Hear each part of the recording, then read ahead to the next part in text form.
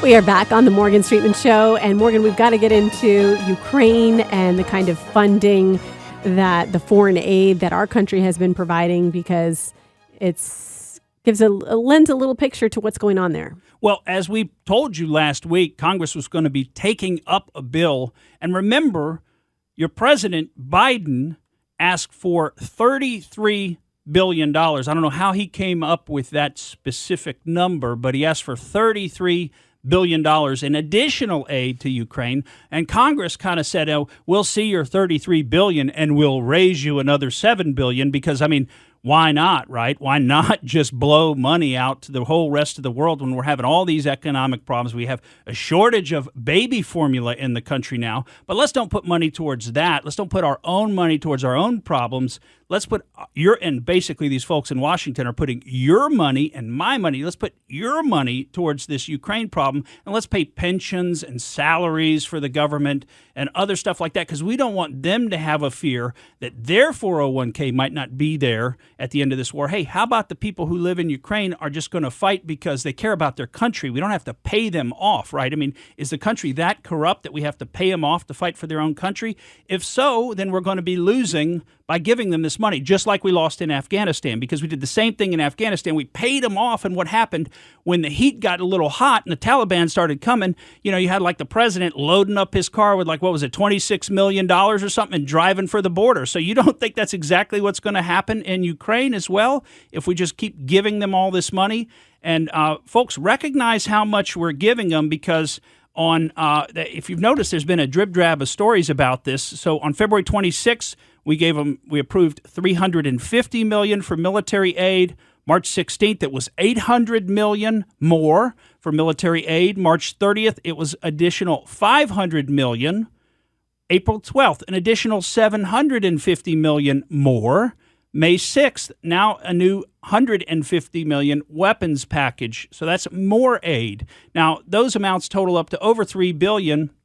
And of course, Congress had appropriated an additional $13.4 billion. So that's gone out the door. And now they're saying, let's give an additional $40 billion. And that was passed 368 to 57 in Congress.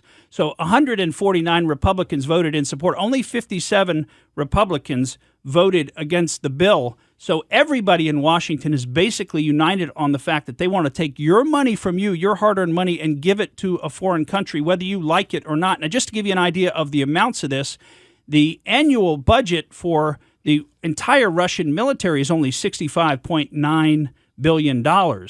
So in a short period of time, we've given Ukraine, less than 3 months, we've given Ukraine almost that much money. I mean, if we keep going like that, we will have given them 4 times the military budget of the state of Russia by the end of this year. Also, every year that we had to control Afghanistan during our quote-unquote war in Afghanistan, or when we were controlling the country, the average amount we spent per year, $46 billion. So this already exceeds what we would have to spend in Afghanistan each year.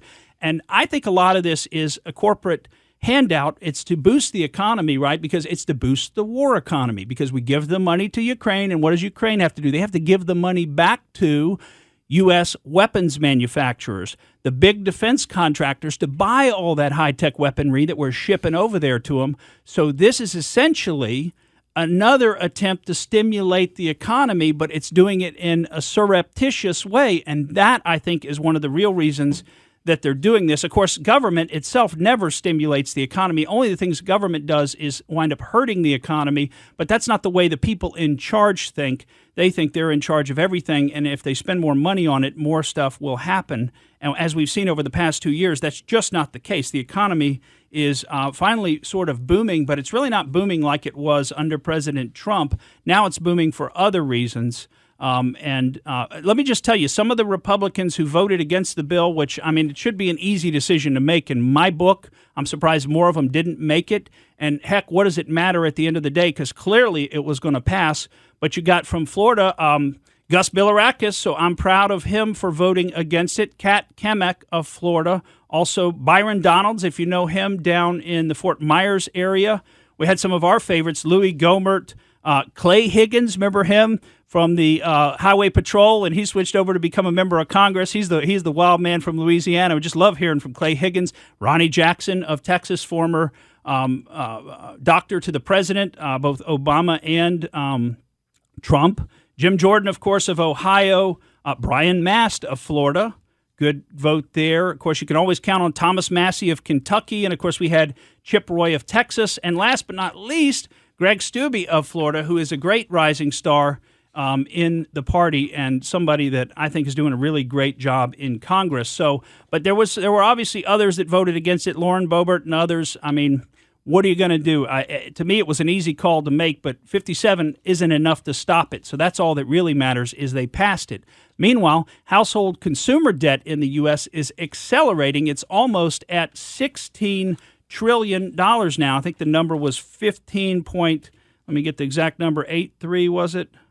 15.84 trillion. After the first quarter of this year, it went up 1.7% in the first quarter.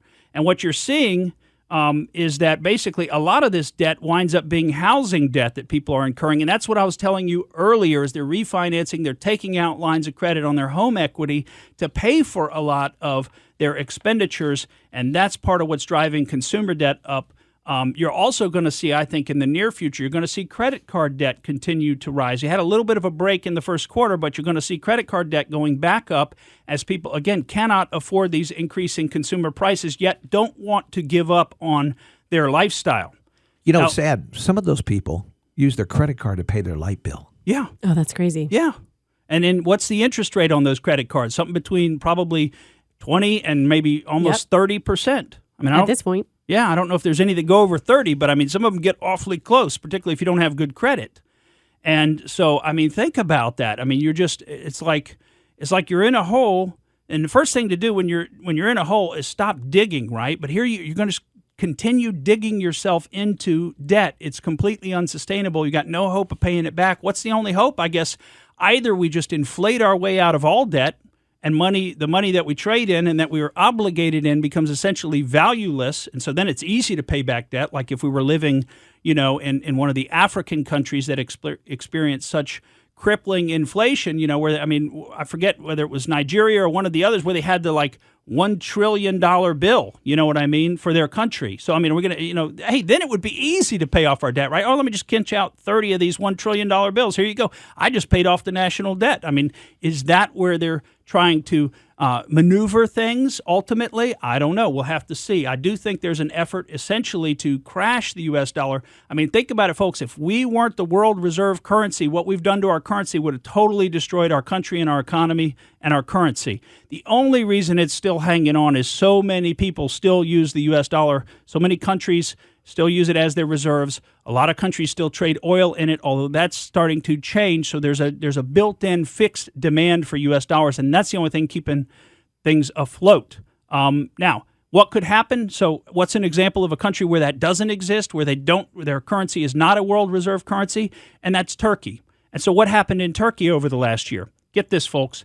Consumer prices in Turkey, you think it's bad here.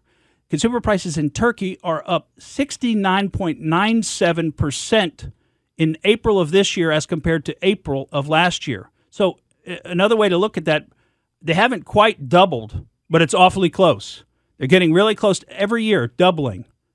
Transportation costs were up over 106%, so those did double.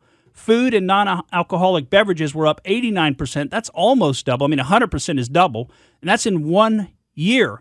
Prices in Turkey are almost doubling. Now, you know what the critics of Erdogan's policies have been saying is that it's his economic policies which favor lowering interest rates to boost growth and exports. Now, where have you heard that before? I mean, what have we been doing for the last, almost 15 years? Lowering interest rates to boost growth and exports. So if we were Turkey, we'd be experiencing the 70% inflation, and things are going to get, I think, worse here given all of our spending and things like the Ukraine spending and other things that we're just sort of, what I would say, blowing money on. Thank you for listening to the Morgan Streetman Show. We hope you enjoyed what you heard, and if you did, please click like and subscribe to help us out. And remember that we recommend that you exercise your brain at least once a week.